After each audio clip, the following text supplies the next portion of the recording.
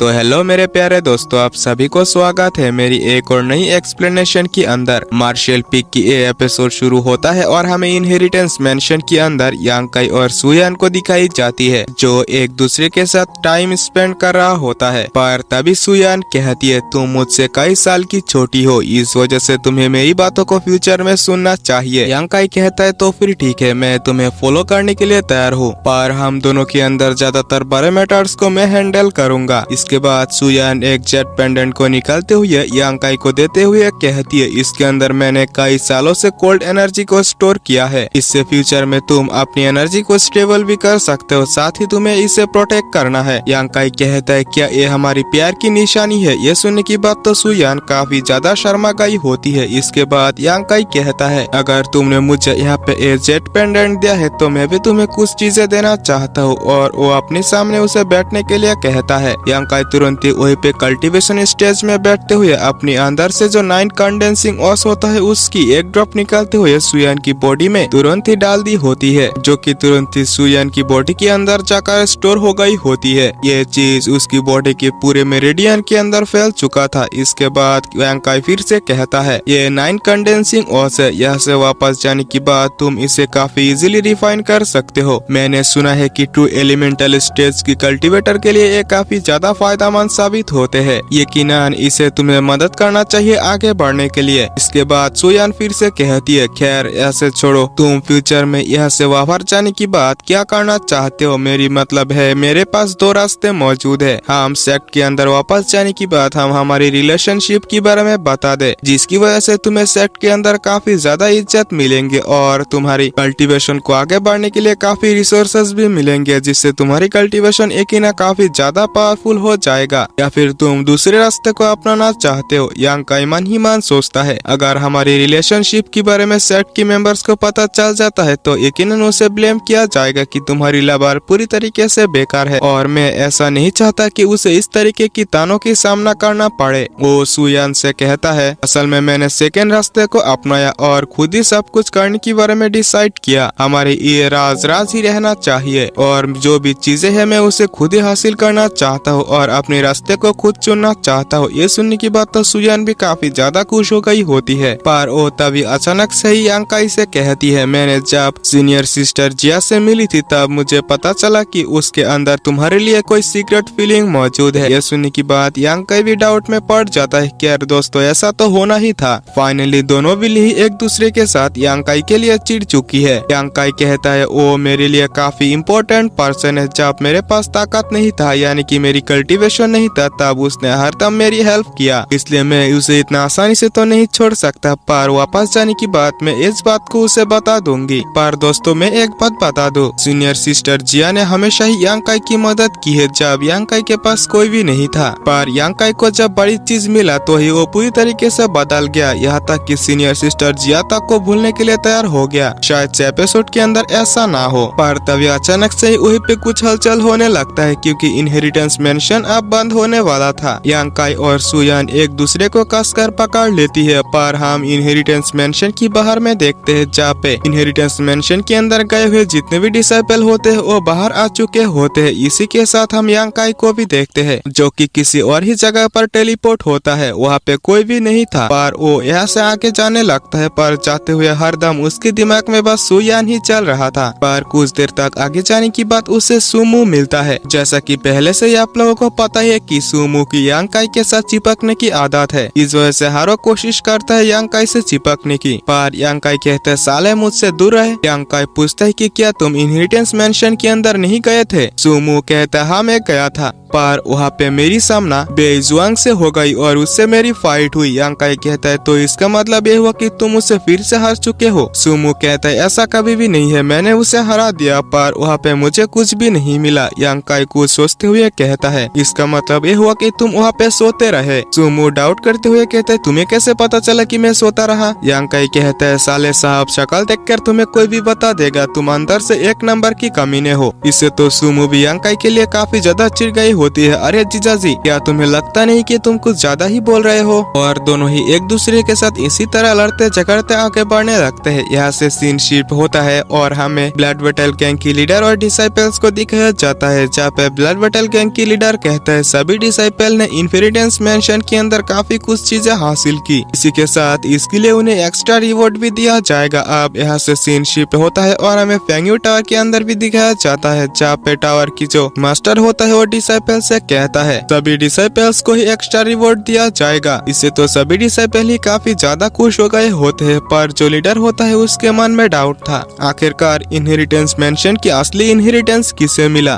फिर से यहाँ से सीन शिफ्ट होता है और हमें लिंगजियाओ पेवेलियन के अंदर दिखाया जाता है, जहाँ पे कि जो ग्रैंड एल्डर होता है वो सभी डिसाइपल से कहता है dragon and Phoenix inheritance mention के अंदर हमारे लिंगजियाओ पेवेलियन के काफी सारे डिसाइपल मारे गए, पर इनमें से सबसे ज्यादा फायदा हमारे लिंगजियाओ पेवेलियन को हुआ। इसी के साथ साथ यांग काई नाम की जो डिसाइपल है उससे तो काफी ज्यादा रिवॉर्ड देना चाहिए, क्योंकि उसने इनहेरिटेंस मेंशन के अंदर कुछ ऐसा ही किया था, उसने काफी सारे लिंगजियाओ पेवेलियन की डिसाइपल्स को सेव किया था। इसी के साथ साथ जो जायंट टर्टल डीमन बीस्ट था उसे भी किल किया, इसकी वजह से मैं यहाँ पे और कुछ उसे देना चाहता हूँ। इसके बाद जो थर्ड एल्डर होता है वो आते हुए कहता है यांग काई तुम आगे आओ। ये सुनने की बात यांग काई भी आगे आ गया होता है। इसके बाद वो कहता है इनहेरिटेंस मेंशन के अंदर यांग काई ने लिंगजियाओ पेवेलियन की डिसाइपल के लिए जो कुछ भी किया है वो काफी ज्यादा प्राउड फील कराता है, सही में उसने काफी अच्छा किया। इस वजह से हमारी एल्डर्स की डिस्कशन के हिसाब से उसे एक रिवॉर्ड दे दिया गया, तुम्हें कैंग्यून इविल लैंड के अंदर कल्टीवेशन करने के लिए भेजा जाएगा। यकीनन यहाँ पे तुम्हारी कल्टीवेशन काफी ज्यादा आगे बढ़ जाएगा। पर इस बात से तो सेकंड एल्डर भी काफी ज्यादा गुस्सा हो गया होता है, पर वो यहाँ पे कुछ नहीं कर सकता था। इसके बाद वो एल्डर कैंग्यून इविल लैंड की मैप जो होता है वो यांग काई को दे दिया होता है और ग्रैंड एल्डर कहता है क्या तुम इसके लिए तैयार हो। यांग काई मन ही मन सोचता है इसके अंदर नॉर्मल पर्सन्स के लिए सरवाइव करना काफी मुश्किल हो जाएगा, ये बुढ़ा यकीनन मुझे मारने की कोशिश कर रहे हैं। और वो कहता है एल्डर यांग काई कहता है ग्रैंड एल्डर मैं कैंग्यून इविल लैंड के लिए जरा से भी इंटरेस्टेड नहीं हूँ। ग्रैंड एल्डर मुझे लगता है कि यहाँ पे आपको अपनी ग्रैंडसन को ही भेजना चाहिए, क्योंकि बेइजुआंग ने इनहेरिटेंस मेंशन से कुछ भी हासिल नहीं किया। यह सुनने की बात गुस्सा होते हुए बेइजुआंग भी कहता है ग्रैंडफादर मैं इसके लिए तैयार हूँ, क्यों ना यहाँ पे यांग काई को भेजने की बजाय मुझे भेजना चाहिए। यह सुनने की बात तो ग्रैंड एल्डर काफी ज्यादा गुस्सा हो गए होते हैं।